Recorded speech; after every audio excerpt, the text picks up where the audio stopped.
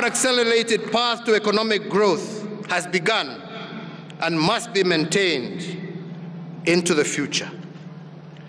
In just 9 years, we have moved from being the 12th largest economy on the African continent to the 6th largest economy, and we are still growing.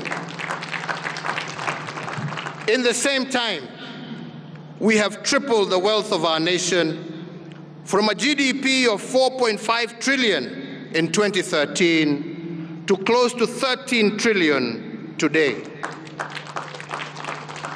As a mark of this remarkable growth, our tax revenues have doubled from Kenya shillings 800 billion in the financial year 2012-2013 to Kenya shillings 1.6 trillion as at April 2022.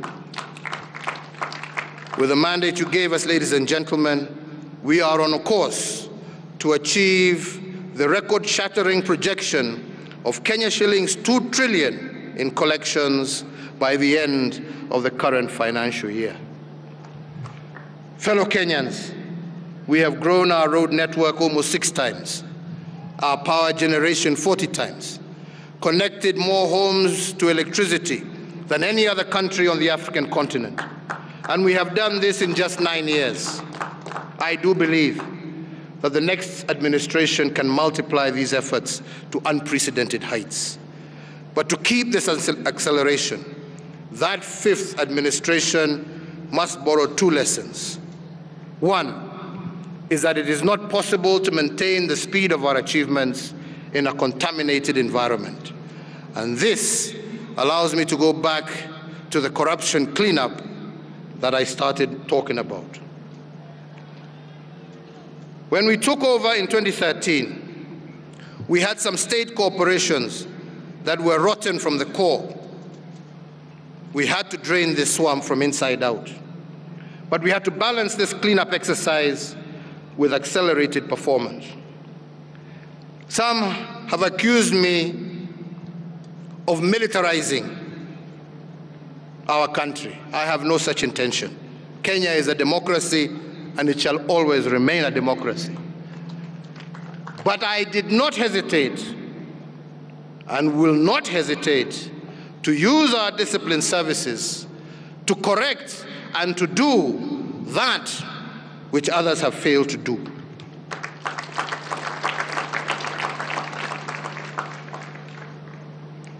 We turn to our disciplined forces and we summon them to the cause of nation building.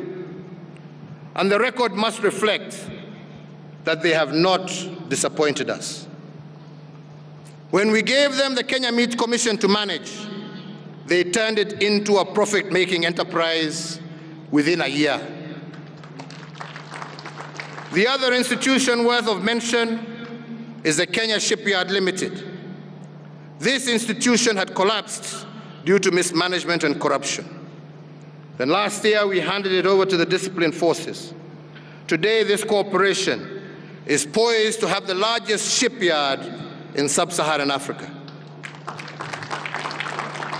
This, ladies and gentlemen, is evidence that in an environment that is not contaminated, things can be done. If we could build this park and the museum behind us, using the disciplined forces in only 22 months, instead of the 10 years it would normally have taken. If we have begun restoring the glory of Nairobi, using the Nairobi Metropolitan Services, I do believe it can be done. The second lesson that will keep our accelerated achievements afloat has to do with debt. And on this, I want to pose a national question. How much is too much borrowing? When does borrowing become too much and unbearable to a nation? The only time debt is a burden to a nation is if a nation is led by looters. But in the hands of a visionary administration, debt is a catalyst for rapid development. And I will give but one example. When South Korea achieved her economic miracle in a record 25 years, it also achieved the rank of being the fourth most indebted nation in the world. But the South Koreans did not call it debt. They called it using other people's money to advance their cause. What this means is that nations that have advanced have not necessarily used their own money, especially when they are not endowed with natural resources. They have borrowed from others to catch up and to become world economic leaders. And the national question, therefore, to us today is not whether debt is good or bad. The more legitimate question has to do with what the next administration will do with borrowed funds. Will they end up in the private pockets, or will they be used to accelerate economic advancement? On my part, I believe we have used other people's money to close our infrastructure gap, to connect our markets.